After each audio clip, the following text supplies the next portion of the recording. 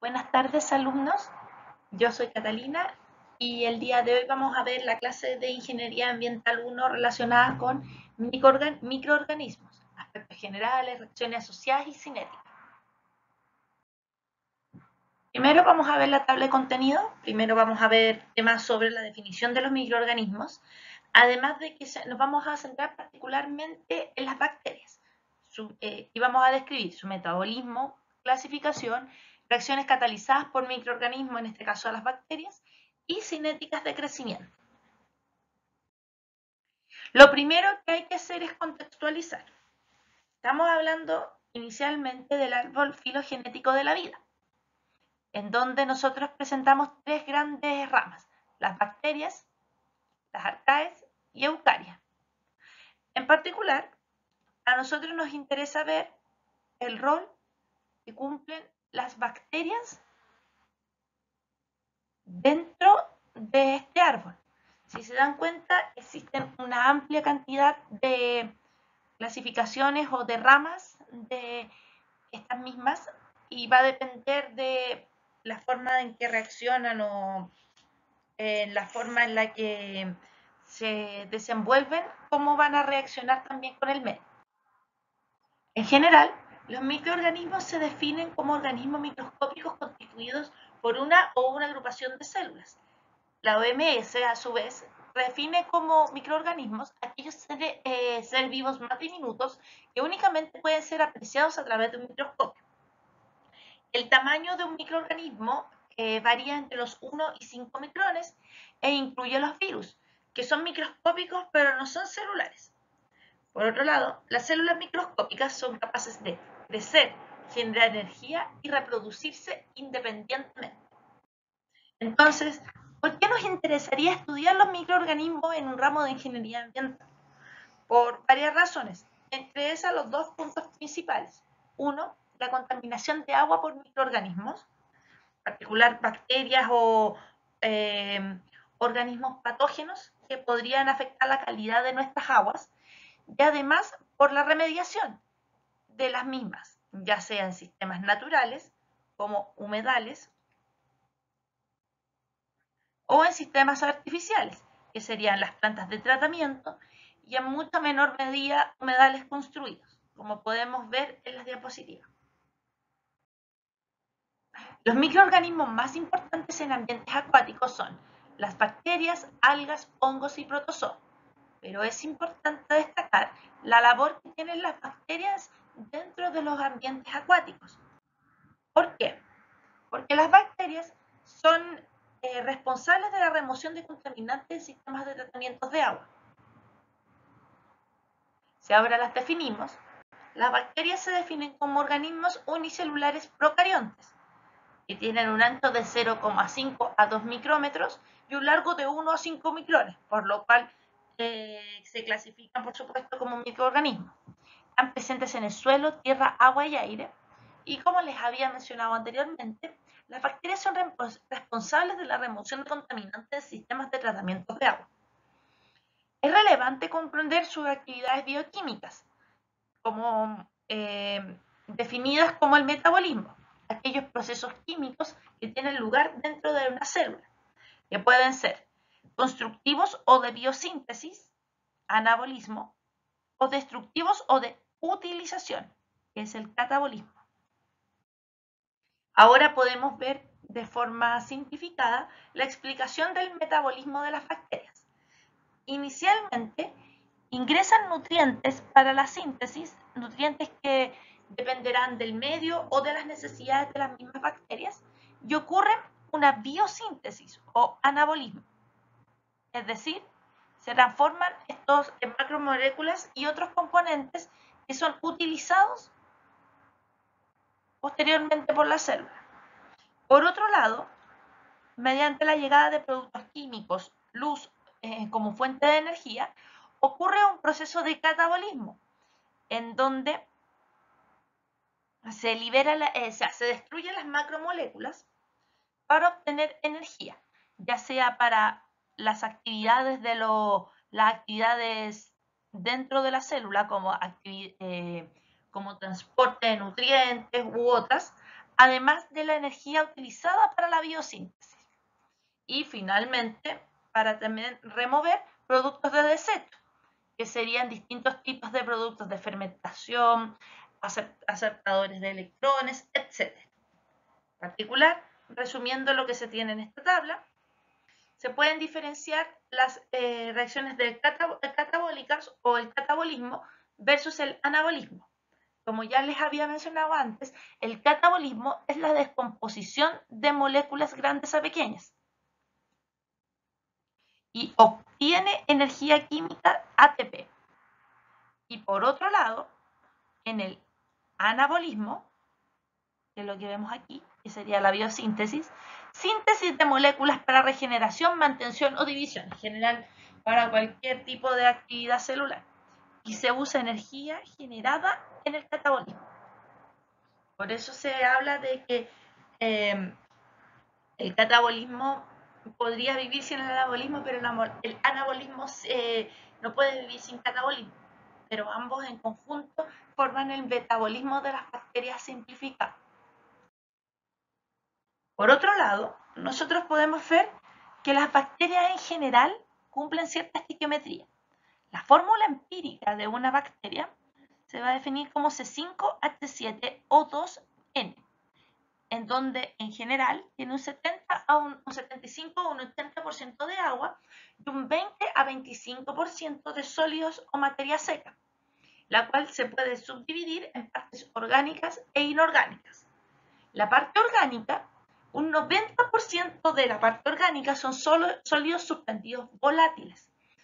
Y además, se puede decir que dentro de la fase orgánica se tiene una relación de nitrógeno y fósforo aproximadamente para todas las bacterias de un 12,4% en peso-peso para el nitrógeno y del fósforo 2,5% de peso-peso. Por otro lado, en los componentes inorgánicos podemos ver elementos trazas que hacen características de distintas bacterias. Elementos traza como el azufre, el potasio, el sodio, el magnesio, el calcio, el hierro, el manganeso, el molibdeno, el cobalto, el zinc, entre otros. En la tabla que vemos en la parte derecha de su presentación, podemos ver un resumen de las composiciones químicas generales de distintas bacterias, en donde en la zona inorgánica es donde principalmente se ven las diferencias de un tipo de bacteria a otro. Por otro lado, los microorganismos, en particular las bacterias, se clasifican de acuerdo a distintos parámetros. El primer parámetro con el cual se van a clasificar es de acuerdo a los requerimientos de oxígeno, en donde nosotros podemos distinguir dos grupos, los aerobios o aeróbicos o anaerobios o anaeróbicos. En general, los aeróbicos se pueden distinguir justamente por dos subclasificaciones, obligados o facultativos. Los aerobios obligados requieren de oxígeno para poder vivir y su metabolismo se basa en respiración aeróbica. Por otro lado, los microorganismos del tipo facultativo no necesitan oxígeno exclusivamente para poder vivir. Y su metabolismo puede ser respiración aeróbica si cuentan con oxígeno, pero si no cuentan con oxígeno puede ser anaeróbica o en otro caso pueden incluso tener fermentaciones. Por otro lado, los organismos anaerobios también se subdividen en dos principalmente. Aerotolerantes, los cuales no necesitan oxígeno, pero pueden seguir sobreviviendo ante la presencia de oxígeno, principalmente cuyo metabolismo se basa en la fermentación. Y finalmente los obligados, que no requieren de oxígeno y de hecho cualquier concentración, por más mínima que sea de oxígeno, les resulta letal. Su metabolismo es por fermentación o por respiración anaeróbica. Por otro lado, la clasificación según fuentes de energía y carbono también se puede subdividir entre autótrofos, es decir, que necesitan CO2 como fuente de carbón, heterótrofos, carbón orgánico como fuente de carbón, y además se pueden clasificar como foto o quimio. Foto es que una fuente de energía sería una luz, y quimio que sería una reacción de óxidos de reducción. Vamos a ir uno por uno. Los fotoautótrofos son aquellos que requieren de luz y CO2 para poder vivir.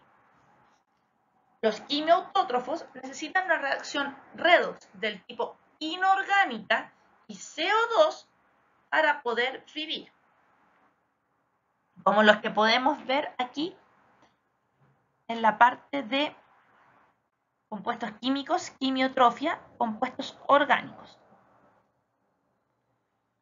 Por otro lado, los fotoheterótrofos necesitan luz y carbón orgánico para poder obtener energía y carbono respectivamente, y los quimioheterótrofos, ojo, son reacciones redox del tipo orgánica, y por supuesto que necesitan una fuente de carbono orgánico para poder vivir, o sea, para poder generar energía. Y en este caso la energía que ellos generan para sus funciones celulares serían la ATP.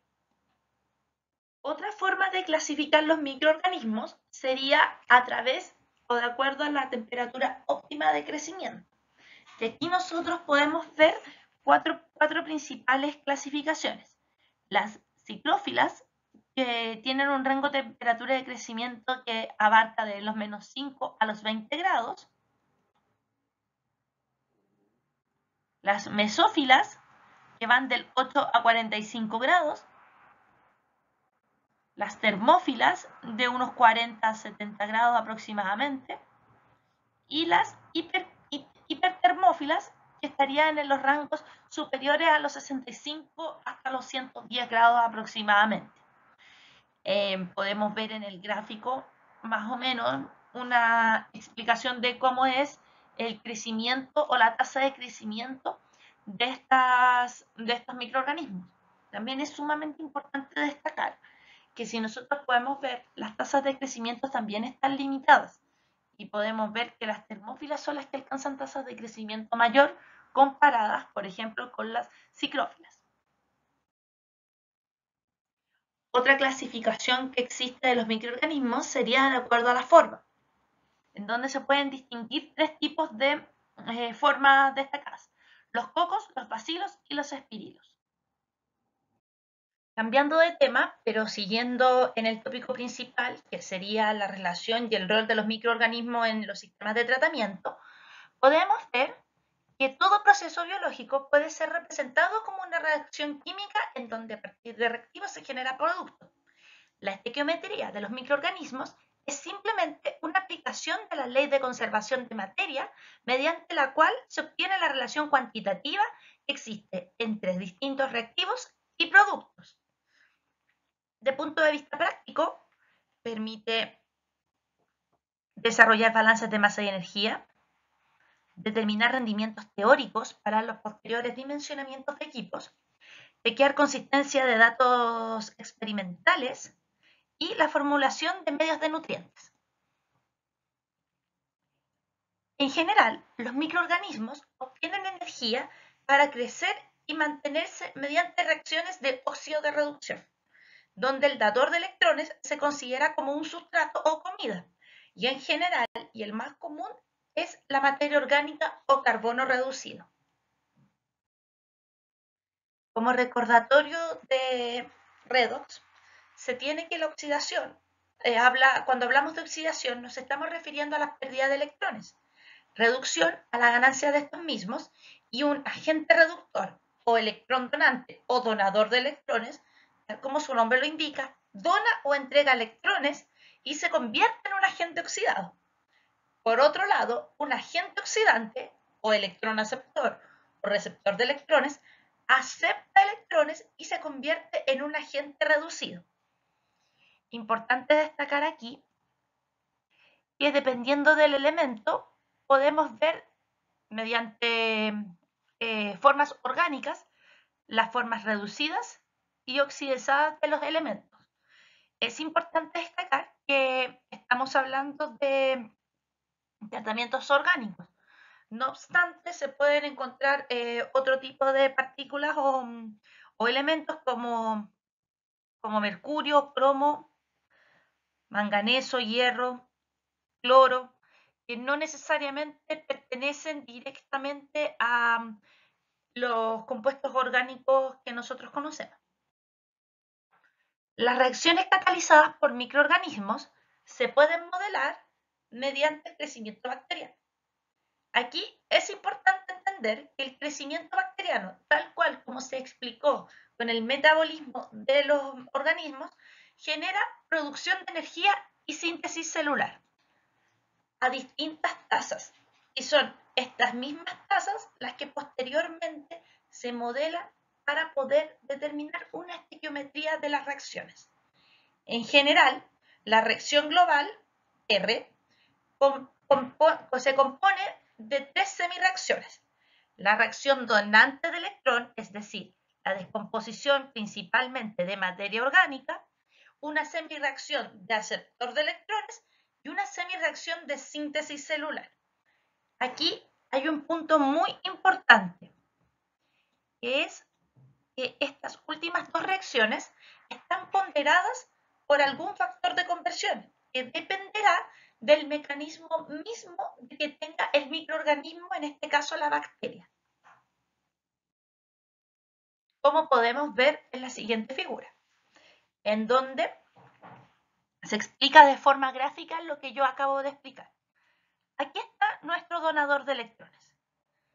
Este electrón tiene dos posibles mecanismos para poder reaccionar, como producción de energía o síntesis celular. Todo esto a distintas tasas.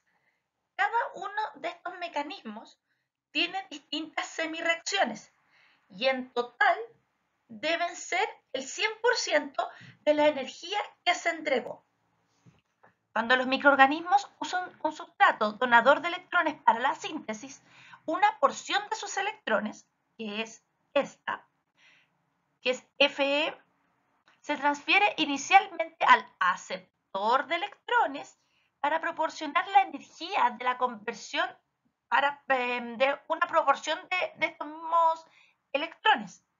Y por otro lado, una proporción Fs se utiliza como síntesis celular.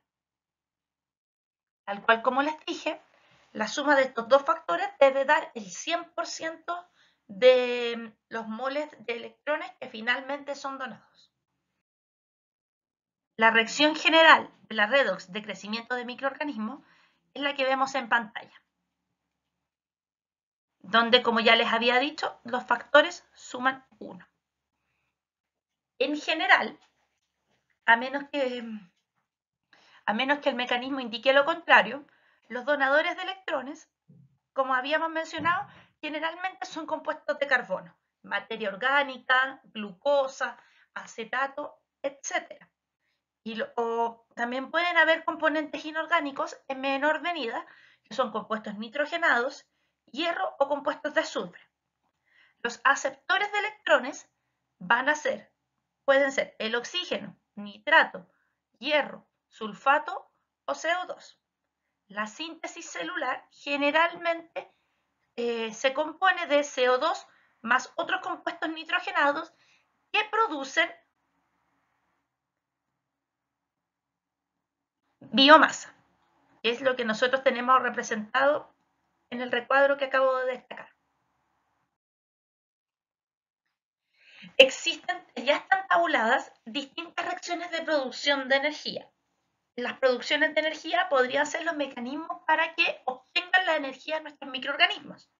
En este caso, nosotros podemos distinguir 5 principalmente: oxidación anaeróbica, desnitrificación, reducción de sulfato, metanogénesis y fermentación alcohólica. Importante destacar que la oxidación aeróbica es la única que contiene exclusivamente oxígeno y todas las demás pueden ser procesos en los cuales el oxígeno no está explícitamente dentro de nuestra reacción, de producción de energía. Por otro lado, también existen una amplia gama de reacciones de síntesis celulares, en donde además tenemos reacciones donadoras de electrones. La que es importante aquí es la reacción que uno puede diseñar para poder generar una reacción donadora de electrones. A continuación, presentaré el siguiente ejercicio para poder poner en práctica los conocimientos que acabamos de entregar. Calcule el rendimiento de oxígeno que se requiere para degradar un compuesto orgánico, CH2O, en un sistema de bioremediación, donde la fuente de nitrógeno es el ion amonio. Considere FS072. Lo primero que hay que hacer para entender estos ejercicios es leerlo detenidamente y ver efectivamente cuáles son las reacciones.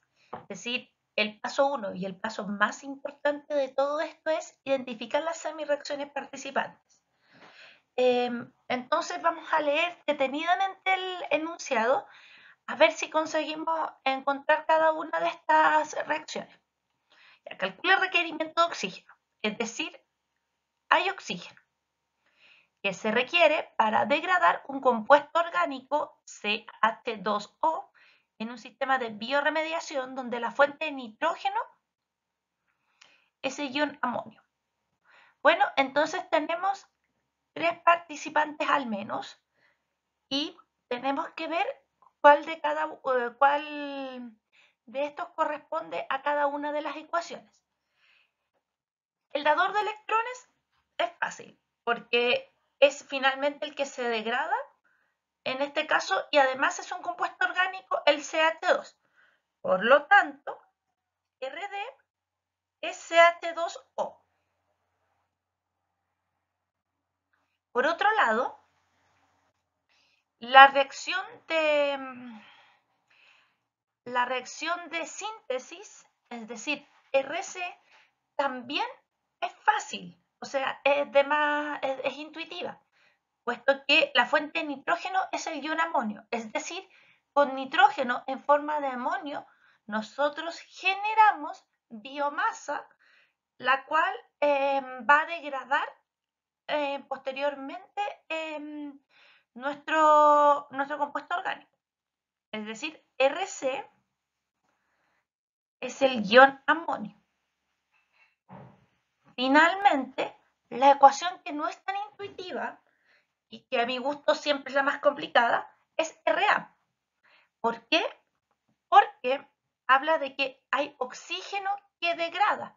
Es decir, el aceptor de electrones en este caso no es una respiración aeróbica, sino que es la redox de O2. ¿Por qué? Porque no se está hablando en ningún momento de que existe un proceso anaeróbico. Entonces, Ra es la redox de O2. Entonces, el paso 2 es identificar las reacciones que participan en esta redox, partiendo con Rd. Cuando los compuestos son orgánicos, se cumple esta expresión. Entonces, lo que nosotros tenemos que hacer es identificar cuál es el valor que acompaña a la reacción que está definida aquí, es decir, a este compuesto, e igualar los coeficientes estequiométricos relacionados con el C, el H, el O y el N con el compuesto orgánico que va a ser el donador de electrones o se va a degradar. En este caso, como es CH2O, N, que es el coeficiente estequiométrico que le corresponde al carbono, es 1. A, el coeficiente estequiométrico que le corresponde al hidrógeno es 2. B, el coeficiente estequiométrico que responde al oxígeno es 1. Y C, que es el coeficiente estequiométrico que le corresponde al nitrógeno, corresponde a 0. Entonces, lo que podemos hacer ahora es reemplazar estos coeficientes estequiométricos en la ecuación. ¿De qué forma? De la forma que vamos a ver ahora. Yo aquí inmediatamente eliminé todos los factores que tenían que ver con el C, dado que ya no existe nitrógeno, y me queda la ecuación de la siguiente forma. Primero, calculo D, y luego reemplazo en la ecuación anterior, quedando finalmente como esta expresión. Ra, como nosotros habíamos mencionado, el aceptor de electrones es la redox del oxígeno. Y Rc, que es la generación de biomasa, donde la fuente de nitrógeno es el ion amonio, está definida de la siguiente forma. Luego, el tercer paso, ya que tenemos identificadas las reacciones participantes, es expresar la redox del sistema. Entonces, lo que nosotros hacemos es recordar que la redox se escribe así, como la suma ponderada de Ra más Rc menos Rd, ponderada por unos factores que son Fe y Fs. Lo primero que vamos a hacer es calcular Fe por Ra. Fe, si bien no lo tenemos explícitamente en nuestro enunciado, sí sabemos que Fs es igual a 0,73, por lo cual, como nosotros sabemos que la suma de ambos debe dar 1, es fácilmente calculable el valor Fe. Luego, lo que yo hago es multiplicar cada uno de los coeficientes estequiométricos de Ra por Fe, resultando de la siguiente forma. Ustedes pueden utilizar fracciones o números decimales. De la misma forma para Rc, Fs ya lo tenemos y multiplicamos Fs por Rc, quedando de la siguiente forma. Finalmente, menos Rd sería invertir el orden de la reacción, es decir, que el orden de los reactivos ya no esté, perdón, lo que estaba en el lado derecho pasa a estar en el lado izquierdo y lo que está en el lado izquierdo pasa al lado derecho, de la siguiente forma. Finalmente, lo que yo hago es sumar todas las ecuaciones, notando que tanto los electrones como los protones son eliminados de la ecuación. Y agrupo también términos semejantes, resultando finalmente la expresión que tengo anotada aquí. Finalmente, lo que se nos está pidiendo es calcular el requerimiento de oxígeno para degradar el CH2O. Utilizando nuestra ecuación que ya tenemos, lo único que tenemos que hacer es considerar una base de cálculo. En mi caso yo escogí 1 y por regla de 3 puedo obtener cuántos moles de O2 necesito para poder degradar un mol de CH2O. Por otro lado, hablaremos sobre la cinética microbiana. Para que entiendan y contextualicen, la cinética en general se define como el estudio de la tasa o velocidad a la que ocurren distintas reacciones químicas. En nuestro caso, lo que a nosotros nos va a importar es poder estudiar la velocidad de crecimiento, supervivencia y muerte de microorganismos. Estos son recordatorios, pero por lo general los crecimientos se pueden modelar como orden cero o primer orden, recordando que estos tienen un exponente acompañado positivo, porque es una tasa de crecimiento, y una degradación con un factor negativo, es decir, existe una reducción de lo que se necesita, en este caso, lo que se degrada. La cinética microbiana, en general, se puede modelar mediante al logaritmo del crecimiento celular con respecto al tiempo. Y existen distintas fases. La primera fase es una fase que no se puede predecir, no existe un modelo característico para esta.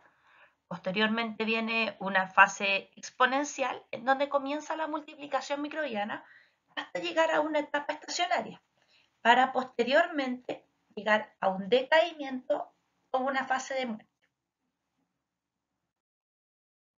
Ya les había mencionado cómo modelar los cambios de la población y el sustrato, población definida como las bacterias o la población microbiana, y el sustrato que sería finalmente lo que se determina degradando o consumiendo. Esto se tiene con un crecimiento exponencial, que les había dicho, una fase estacionaria y un decaimiento. Lo primero que vamos a ver es el crecimiento exponencial. En general, las bacterias o las poblaciones bacterianas alcanzan altas densidades con gran rapidez.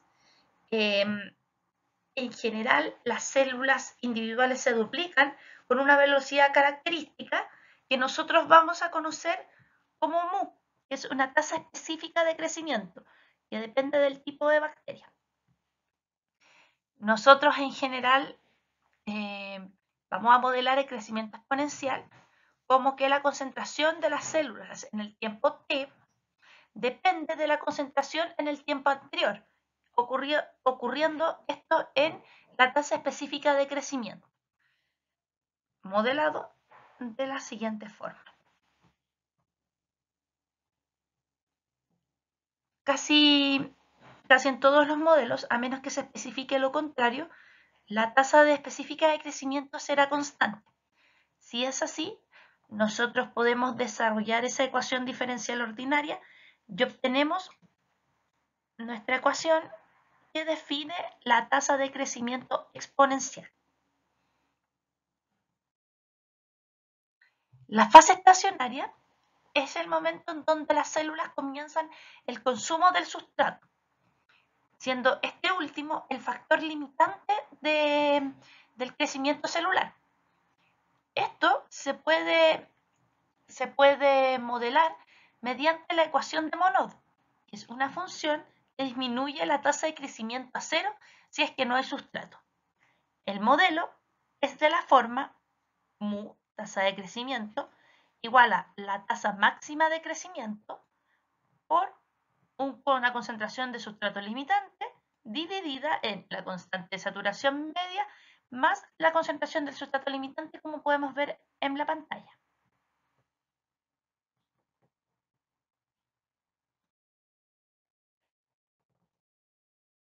Finalmente, la etapa de decaimiento celular es la fase final y nosotros vamos a suponer que la tasa de decaimiento es proporcional a la concentración de las células.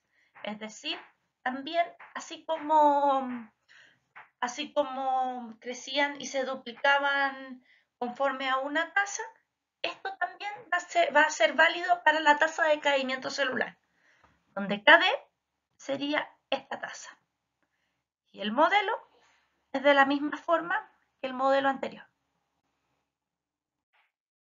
Finalmente, el crecimiento neto es la expresión usada para modelar toda la curva de crecimiento. Y esta se aplica para el diseño de plantas de aguas servidas, para saber cómo es el comportamiento y cómo debe ser el dimensionamiento de las plantas de tratamiento de aguas servidas con reactores biológicos. Esta se define de la siguiente forma.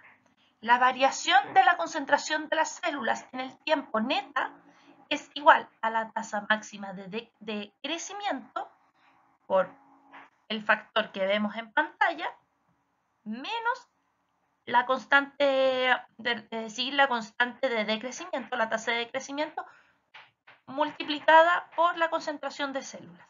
Esto es simplemente sumar las ecuaciones de la fase estacionaria y de decaimiento, porque estas son las que son finalmente utilizadas para definir el crecimiento neto. Esta ha sido la presentación correspondiente a los microorganismos. Posteriormente, durante el transcurso del curso, se verán distintos ejercicios para poder relacionar los conocimientos que adquirimos el día de hoy con la práctica para poder hacer finalmente el diseño de nuestras plantas de tratamiento.